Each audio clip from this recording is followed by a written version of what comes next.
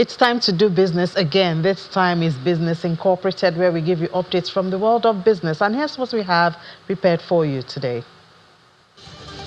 In Ghana, inflation is falling for the fourth straight month, is now at 21.2%. Mozambique has signed a deal with Zambia for $1.5 billion gas pipeline.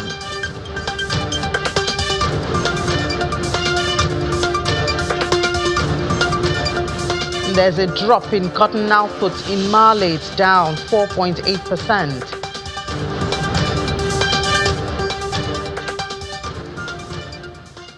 Welcome to the program. I'm Ini John Mekwa. We start from the global space. As usual, oil prices were up on Friday after rising about 3% in the previous session as trade tensions between top oil consumers, the U.S. and China, show signs of easing, and Britain announced a breakthrough trade deal with the United States. So far this afternoon, we see a 43-cent increase on Brent. That's about 0.6%. It's now at $63.27 a barrel.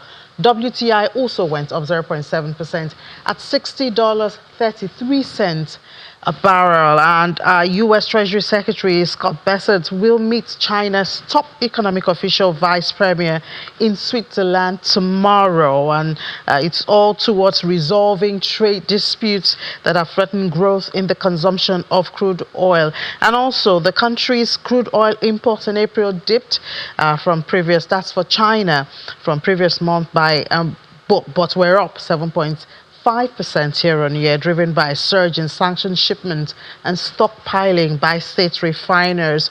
And we know, of course, that's a breakthrough deal between the U.S. and the U.K. That's also feeding positive sentiment into the markets.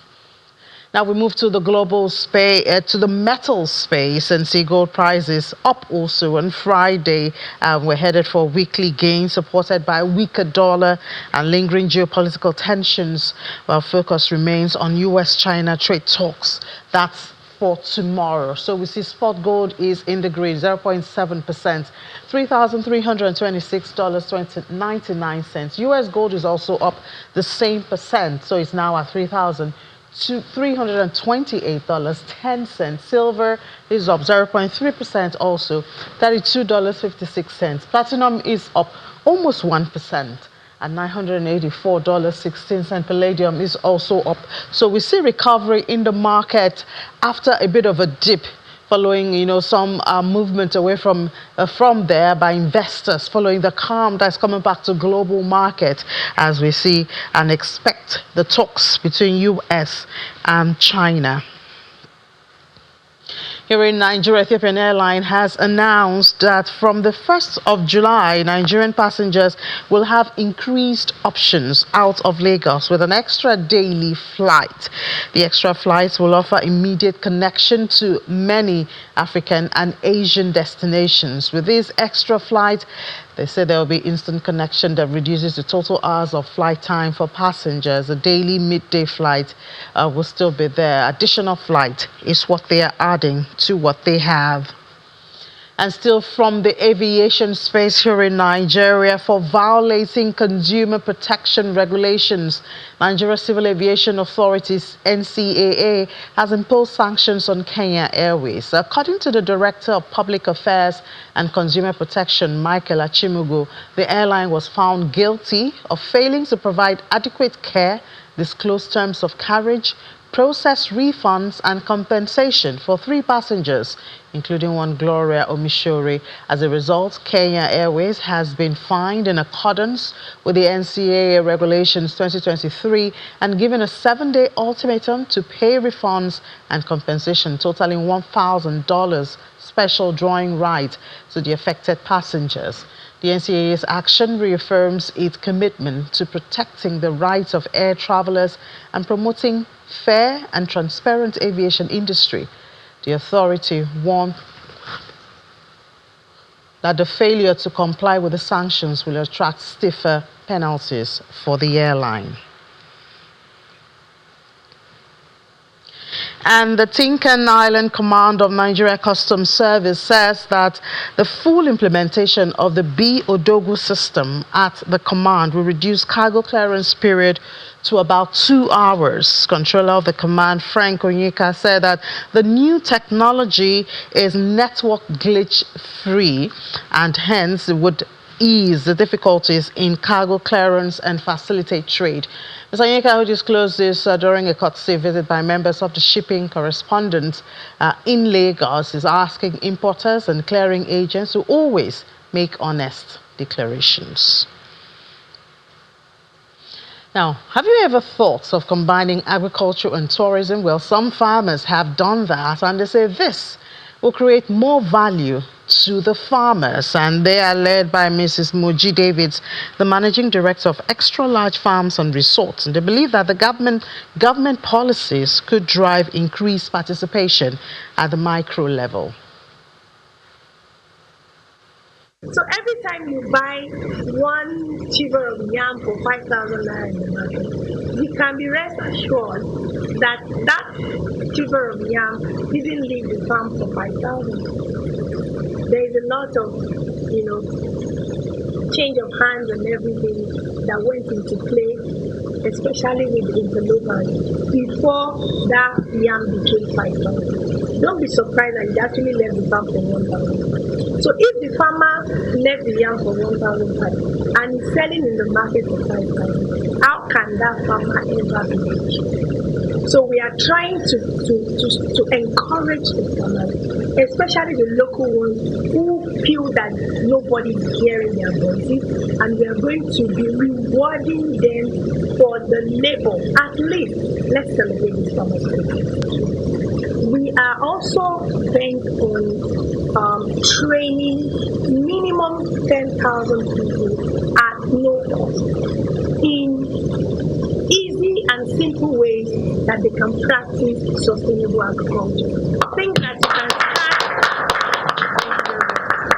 Things that you can start from your backyard, from your home, easy ways of farming. I even want to use this opportunity to challenge our religious bodies, to challenge all school owners. You have too much of space in all these places. We can put these places to use. Once you give us the opportunity to train people within your organization, then let everybody have a farm. Who say that one day, like we have our sanitization program, I think it's on Thursday or something that we have it, who says the government cannot declare a day, maybe a Saturday, 2-3 hours every Saturday, let everybody go to farm. Sounds interesting there. Every Saturday, everybody go to farm. Can that happen? But for now, for our DSTV viewers, we have to lead you to Owerri, the Imo State capital, where there's a flag off of airlifting of Muslim pilgrims and the maiden international flight from Sam Mbakwe International Cargo Airport. That's happening right there in Imo State. And the governor is there to receive you. That's for our DSTV viewers. For other viewers, please stay here with us. And also, if you're on YouTube, you can just switch to the next window and you'll be here with Business Incorporated.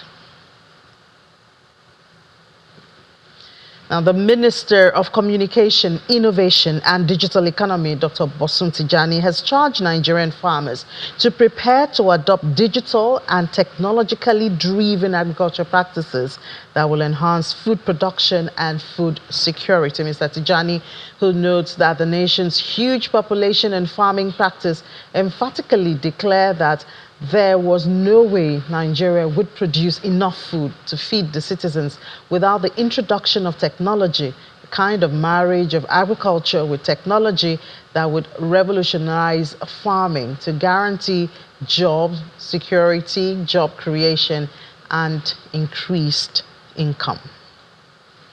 Leaving agriculture for just a bit, the Nigeria First policy is receiving applause from especially the manufacturers.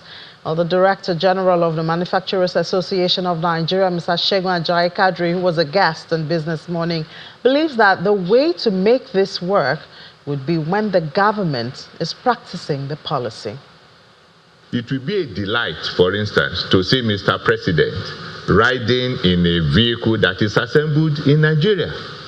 It will be good to see 360 members of the House of Rep, 109 senators, to be able to see the CG of Customs, the Inspector General of Police, all the Army Chief, all of them coming out wearing, for instance, I mean, apart from driving Nigerian auto assembled cars, wearing Adire, Ankara, and buying these textile materials from Nigerian producers.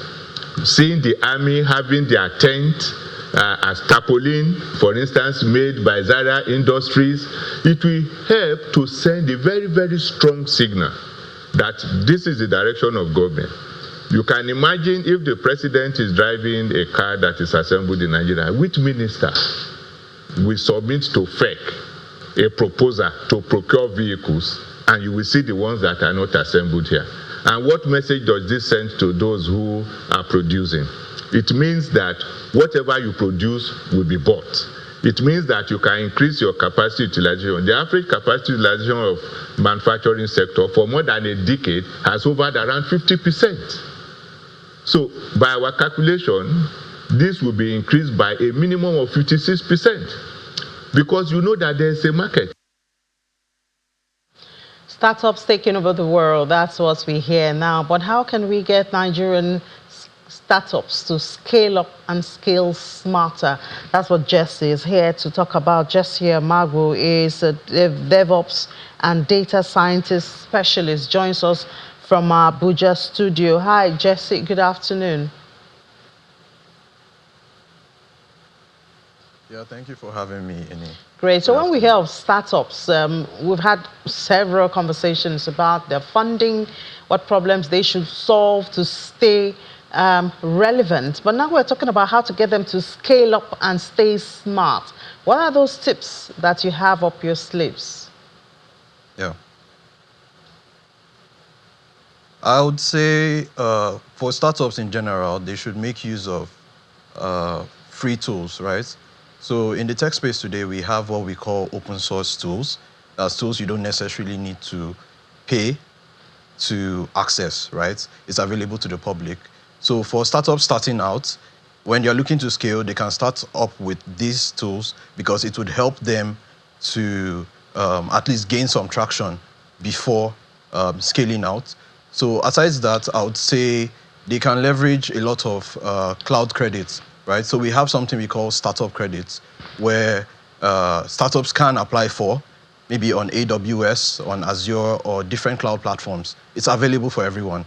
So these are ways that they can leverage on that, and also leveraging on AI to make use of it to basically enhance their process and make things more efficient.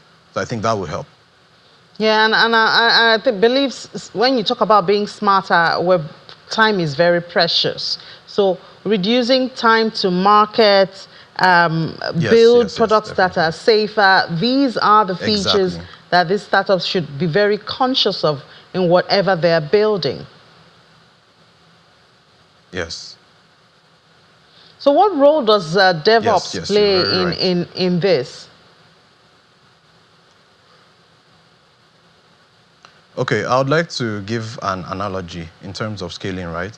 So imagine you have like a buka, right, where they sell, say, rice and a lot of maybe Nigerian staples, right? And by chance, you have a situation where you just have an influx of customers. So normally maybe you had like 10 customers coming to buy rice, but today you have 500 customers. So ideally for a business owner, the best thing to do is to either increase your space to handle that amount of customers or to create more outlets. So this is basically what DevOps in general helps in the technology sector to do, right? Anticipate where there is high points of traffic, prepare companies, secure them, and make sure that they are ready to handle like more traffic, and you're able to scale up, that's handle more traffic, and also scale down, just so that you can save resources and optimize cost. Yeah, I'm talking about resources. I think the hardest to get will be funds. We have to consider this in the midst of all this scaling up and working smarter. Exactly, yeah. All right. So, are there any success story of Nigerian startups using this DevOps that can stand as a motivation, for other startups at this time? Oh, yes. Off the top of my head, I can mention a few. I think we have Paystack, that is Nigerian owned. We have Flutterwave. We have PiggyVest, right? So these startups, they started from somewhere, right? And they were able to make use of at least best DevOps practices to be able to get to where they are. They're able to make sure that, okay, today if we are handling like millions of users, we are able to handle this. And this is so that they can build brand loyalty, right? So other processes might be right, but if you can't make your systems reliable and for people to always know that, oh, whenever I log into this app, whenever I go into these websites, I don't have issues, then you are basically damaging your brand loyalty. So that is just some startups that I think in Nigeria that are doing it right. So yeah. Yeah, but those ones you mentioned are more in the fintech, the finance. Don't we have outside other sectors? That they're using this and they're making. Oh yeah, we do. So like what sector? We do. We have. Maybe for health, we have like Reliance Health, right?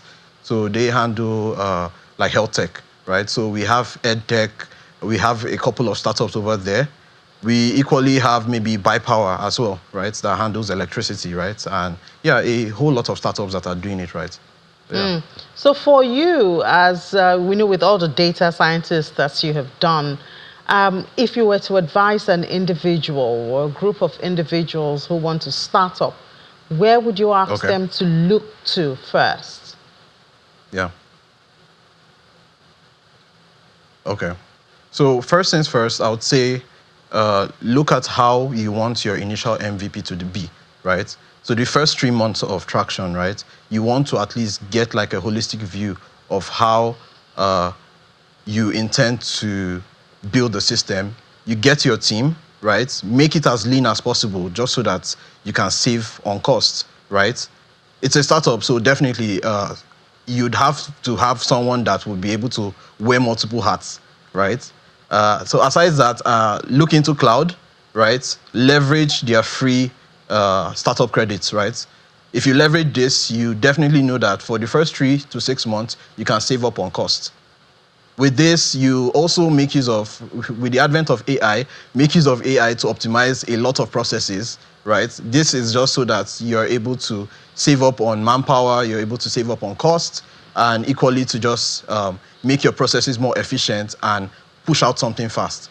So with startups, you need to get that straight that you need to push fast. You need to build fast because you have a lot of competitors and you need to make sure that your time to market is on point. So yeah. Funding, we saw in April there was an increase in funding, but by last year, funding into startups on the continent had reduced. How is it now getting funding for startups? Is it getting easier? Are investors still looking? I know it's mostly foreign investors.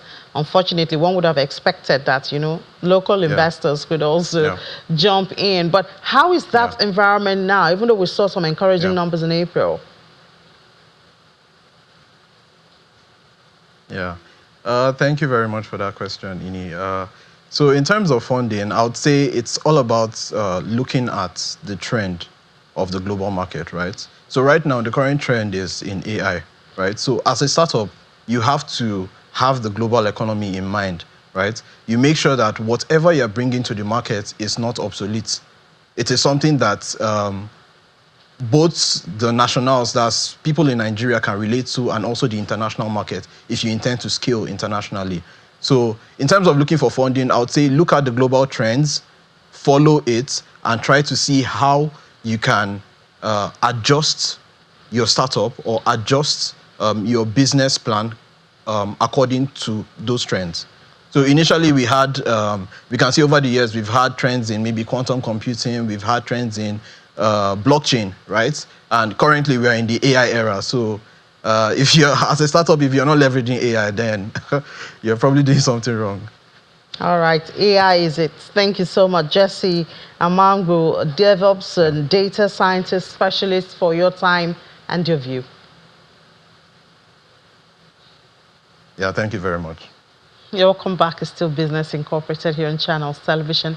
We head to the markets now. The NGX is sustaining the positive sentiment, even though it's slightly positive and looks really risky as to anything could happen. But let's talk to Patrick Ajamudia now, joining us to tell us what's happening at this time.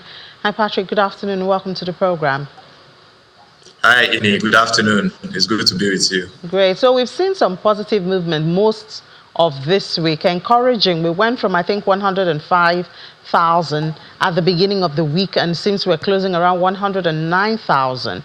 But I'm just wondering, I don't think it's the result that's pushing investor sentiment at this time. What's really going on? What's driving sentiment in the market? Okay, so yes, the result basically is part of what is driving the market, but you might not completely attribute it to the result alone. Don't forget that the auction of treasury bill that has been done, in the last throughout this session, throughout this quarter, and even this throughout this quarter, basically, and even in this quarter, we've seen oversubscription in the treasury bill. Investors are participating in the treasury bill. So what then happened is that for those who are unable to get involved in that space, what they do is that they bring up their monies and they begin to use it as a form of participation in the equities market. So in addition to the result, the earnings result that is coming out, that is driving the market at the moment, that is also a factor too, that is driving the market. So other factors too that are driving the market is, the relatively stability in the macroeconomic environment. You've seen exchange rate that is kind of stable for a while now, so that can play some form of stability in the results that has come out, and investors are beginning to see, that the macroeconomic environment is likely to be stable, and that is also encouraging them to come and participate in the equity market. So those factors and other ones are the factors that are likely driving the market at the moment. Yeah, so we noticed that the oil and gas sector seems relatively quiet. Meanwhile, the consumers counter is really moving, getting a lot of attention. Yes, if you check the movement, you will see that. For me, I don't think it's surprising, because throughout this quarter, basically, don't forget that the earnings report that we are seeing is for this quarter. So throughout this quarter, you have seen that stability in that macroeconomic environment in terms of exchange rates, and for inflation as well, we've seen inflation coming down, and except for March inflation that we saw that went up, So that has helped the consumer goods sector, and the FX loss that some of them had last year and last quarter is beginning to recover it, turning into some form of FX gains and all that. So that's one factor that is driving the consumer goods aspect. But for the oil and gas, well, what is happening in the global space is playing a major role. But for this week so far, they've been doing well. They've had about 4.01% this week. So that has helped them. But the overall, how the trade war is playing out between America and in particular China is going to play a major role in what is likely going to shape the oil and gas sector going forward. Yeah, we hope that the meeting tomorrow will have good news at the end of it, because I know the market will certainly have a lot of reaction one way or the other, depending on what they agree on. Very correct, very correct. The outcome of the meeting is going to play a significant role in how the oil and gas sector is going to shape out. And I completely agree with that. What about insurance? We saw the penny stocks in insurance getting some attention, but now it seems muted. Yeah, the insurance sector, I think the end of 2024 saw some form of huge performance of the insurance sector. But for this quarter, I think what then happened thereafter is this very high profit-taking activities by investors, and that has driven the insurance sector down. But like you've said, a lot of penny stocks in that sector are now coming up. If you check what has happened this week, they are about the listing that has done well. Most of the sectors, most of the indices in the sector have done positive this week, with the consumer goods taking the lead. The insurance sector this week, I think, has just grown by 1.21% this week. So for now, they're a bit quiet. People are also checking, investors are checking and trying to probably gauge their move before they begin to take opportunities or take advantages in in that space. So when we got the numbers, the oil share was just 0.01% in the green. I wonder what you see now, what you expect by the close of trade today. But you mean by this quarter or this week? I didn't get that. Today's trade. How do you see it closing? Oh, today's. So it's end of the week, most times. Oftentimes what you will see is that towards the end of the week, you see this kind of activities like that. So if you do sort of end of the week effect on the market, it's Friday, so there's usually less investment ideally because people want to use money for the weekend, so that can affect it, But it's currently coming out, it's actually putting a lot of interest on investors to participate in the market. So it's two ways. It depends on what the investor sentiment is. They are seeing a kind of positive direction in terms of how the market is likely to play out next week. That will also drive investors to begin to put, direction that it will go to. All right, Patrick Ejemidia, thank you so much for sharing your perspective with us this afternoon. Oh, thank you so much, Indy. All right, now let's look at other markets. For South Africa, they're retaining the 91,000 level, and at intraday they were up. They're looking good at more than 1%. Going to Egypt, it's closed for today. Egypt doesn't trade on Friday, but they closed in the negative on Thursday, and Kenya is also positive on Thursday. Thursday's closed. Let's head to the Middle East now. See, mixed is what we see. Dubai is red at 0.03%, 5,312.55. Abu Dhabi is also red. Looking at other Saudi, for instance, and Qatar, those do not trade also on Friday. That's for Saudi and Qatar. Let's go to the United States. Stock futures rose slightly this morning for them. That's the features, with investors hoping that the UK trade deal is the beginning of more progress to come. Hopefully, fingers crossed for tomorrow. And President Donald Trump, of course, announced that deal. So we see the Dow is positive. The S&P is positive, as well as NASDAQ positive. But let's get more details of Thursday's trade with our correspondent in Washington, Maria Bird. The U.S. stock market climbed on Thursday as the U.S.-UK trade deal was released by the U.S. president.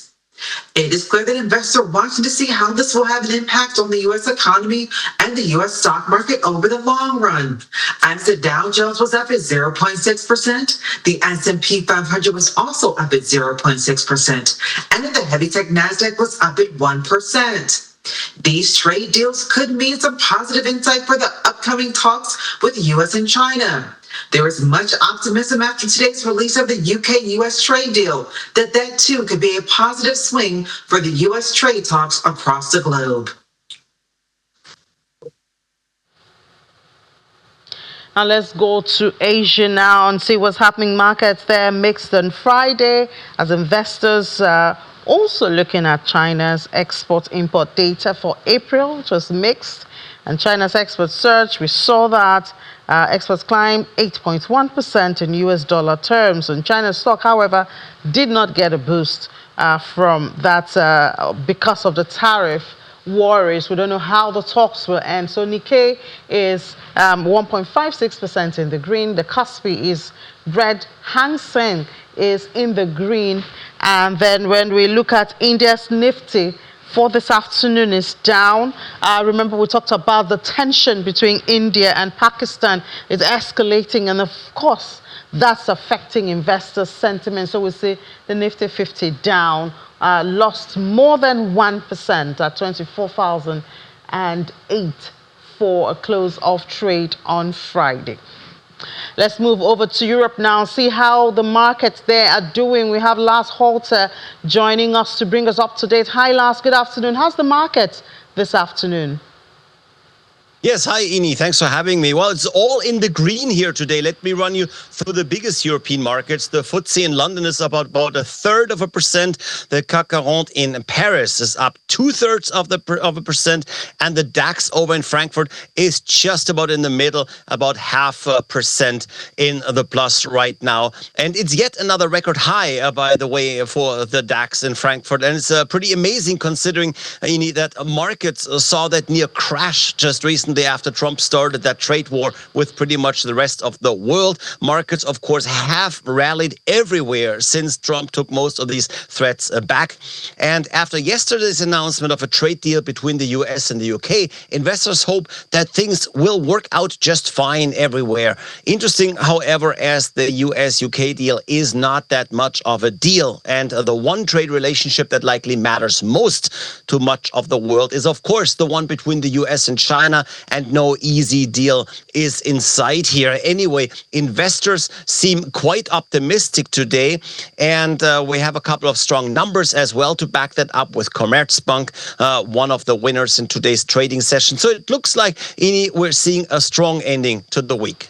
Yes, talking about that meeting tomorrow, Lars, I think, thank God we have a new pope now, so we can pray more that there'll be peace and good response tomorrow when China and the US meet. I'm talking about the new pope. 1.4 million Catholics in Europe now have Pope Leo the 19th after that meeting in the conclave. But there's business in everything, Lars, and I know you're going to tell us the business of the Vatican.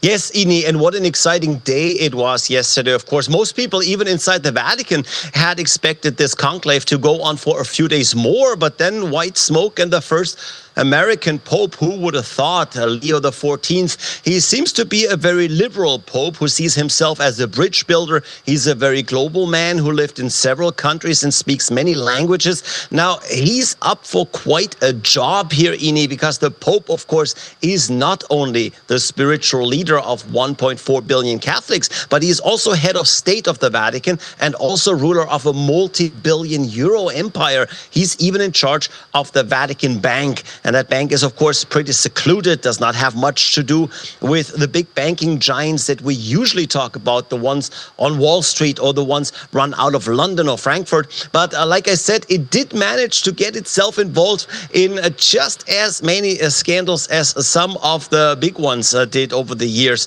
The Vatican Bank has often been described years ago as the mainland version of an offshore tax haven, benefiting from a great lack of transparency. The bank was involved in money laundering. It did run accounts for the mafia, the mob. But then Francis became Pope, and he was quite anti-capitalist. And aside from making the church a church for the poor in a spiritual way, he also restructured the Vatican Bank. He gave it stricter oversight, and he also made the administration of the patrimony of the Apostolic See publish an annual report. Now, that particular institution is the Treasury in the Central Bank of Vatican City and the Holy See. And in 2023, that's the latest year that we have records for, the Treasury there in the Vatican reported holdings of 2.7 billion euros, and the annual profit stood at 46 million euros. Wow, that's a lot, Lars. But where does the Vatican get its earnings from?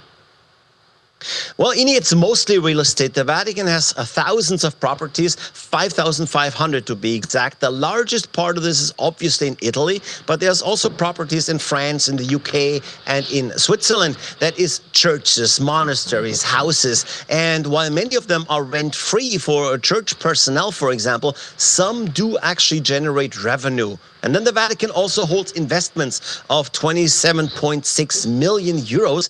And then, of course, there's tourism. In fact, all these millions of people visiting the Vatican every year support the church state with their tickets for the Vatican Museum or for the famous Sistine Chapel, where, of course, the conclave was just held over the last couple of days. But where on any other day you can see the famous Michelangelo paintings on the walls and on the ceilings. And then there's the simple stuff like classic souvenir sales, shirts, mugs, rosaries. That all brings in millions, Ini, and the rest then is donations from churchgoers around the world. Yeah, to reach business also. Well, thank you so much, Lars, for opening our eyes to some of those things. I tell you, I've learned a lot from what you've told us today. Thanks a lot, Lars, and have a great weekend. And you too, Ini. Thank you. All right, now let's head to Africa, and we start from Ghana, where consumer inflation has continued its downward trend for the fourth straight month, falling to 21.2% in April from 22.4% in March. And this is according to latest data from Ghana Statistical Service.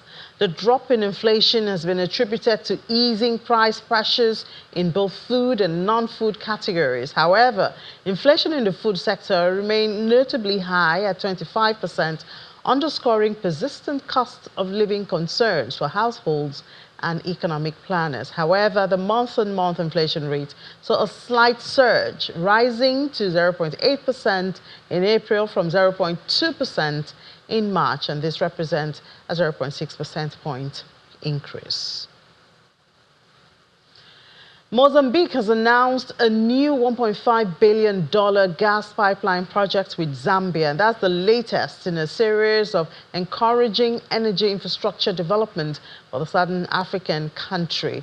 The proposed pipeline will run between the coastal city of Beira in Mozambique and Ndola, more than 1,000 kilometers northwest in central Zambia, with an annual transport capacity of 3.5 million metric tons, and it's expected to significantly reduce road traffic along the Beira corridor, which connects the port city with landlocked inland countries. Funding for the project, which also includes the construction of storage infrastructure at either end of the pipeline, remains unclear. However, although the commissioning is expected to take place within 4 years. And in Zimbabwe, the country is on the verge of enacting its first ever fisheries and aquaculture bill, a milestone poised to transform the country's aquaculture industry into $1 billion sector. Spearheaded by the Global Aquatic Value Chain Development Program, the bill provides a comprehensive legislative framework aimed at streamlining regulations, promoting sustainable practices, and attracting investment. The bill, developed through extensive multi-stakeholder consultations coordinated by the Food and Agriculture Organization of the United Nations, marks a critical turning point for Zimbabwe's fisheries and aquaculture sector. Mali's cotton output dropped 4.8% for the recently ended 2024-2025 season, which was marred by heavy rains, flooding, and crop damage. The West African country's agriculture minister has disclosed this. According to him, that's the minister, Daniel Simeon Kalema, Mali produced 656.67 metric tons of unprocessed cotton, and that's down from 690,000 tons in the previous session. The ministry had forecast output of 765,000 tons at the start of the season last May. Kalema says that Mali expected to produce 882,000 metric tons of cotton in the 2025 and 2026 season, adding that favorable weather and renewal of farm subsidies were needed to meet that target. And trade volume between Egypt and Russia recorded $6.6 billion in 2024. That's an increase from $5.6 billion the year earlier, according to recent figures published by Egypt's state statistic agency, CAPMAS. Egyptian exports to Russia also increased $607 million from $524 million in 2023, while imports from Russia also increased. Meanwhile, Russians' remittances from Egypt reached $71,000 compared to $138,000 in the previous fiscal year. Russian investments in Egypt recorded $91.5 million in the fiscal year 2023-2024 compared to $141.2 million in 2022-2023. Egyptian investments in Russia reached $29.8 million during the 2023-2024, and that's up from $18.6 million in 2022-2023. new report by Kenya's Auditor General, Nancy Gatundu, reveals that approximately 44.8 billion shillings paid through the government's e-citizen digital payment platform is unaccounted for. She disclosed that out of the 100.8 billion Kenyan shilling collected through the platform in 2023-2024 on the platform, discrepancies were found between the balances shown in revenue statements and the e-portal system and the ledger. Cash books and bank reconciliation statements for a balance of 7.1 billion kept in $9 accounts and 12 shilling denominated accounts that were not supplied for audit were also questioned in the report. The report also discloses unsupported previous year balances of 145.8 million shillings, for which bank account information and explanations for the protracted delays in money transfers were not supplied. And from there we go to Uganda, where a mass national ID registration and renewal exercise, which the Ugandan government announced 3 years ago, is now set to commence by the close of this month.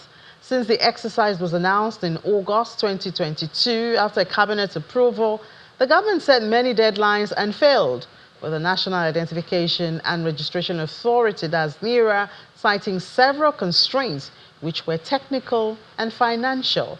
Now, the Ministry of Internal Affairs and ID Authority say all is set for a nationwide rollout of the exercise from May 27 at the end of the pilot, which is scheduled to run from May 2nd to 26th. The government says that it is targeting 33 million people for the exercise, with 15.8 million ID card renewals, many of them expiring by the end of June, as well as 17.2 million first-time registrations for the country. Ghana and Algeria have signed an agreement on mutual visa exemption for holders of diplomatic and service passports. This follows an official visit by Ghana's Minister for Foreign Affairs, Mr. Samuel Okuzeto, to the People's Republic of Algeria. The two countries also discussed the potential extension of this privilege to ordinary passport holders, signaling a broader vision for people-to-people connections.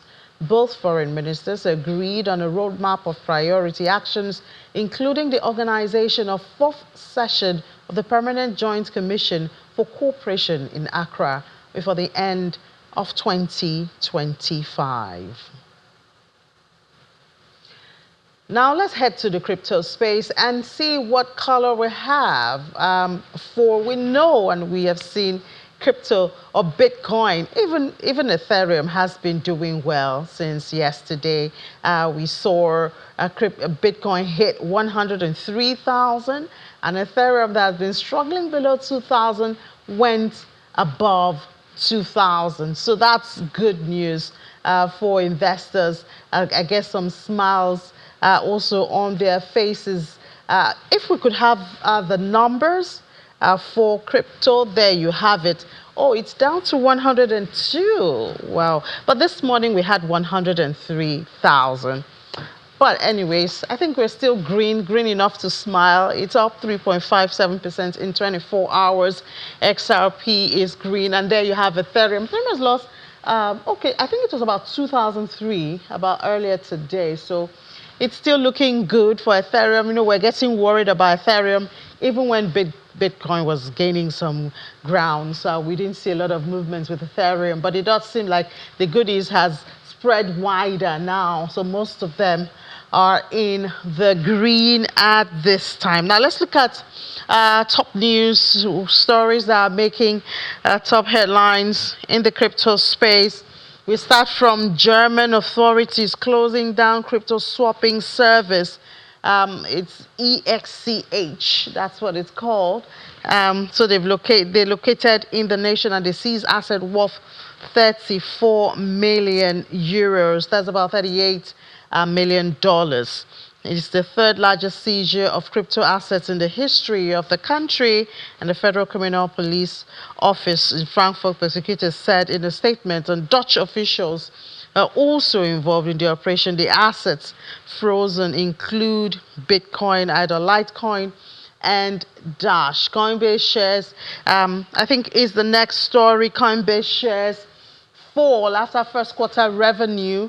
So the result wasn't so impressive, and so we saw a fall in there. In the quarter ended March 31, Coinbase earned $65.6 million.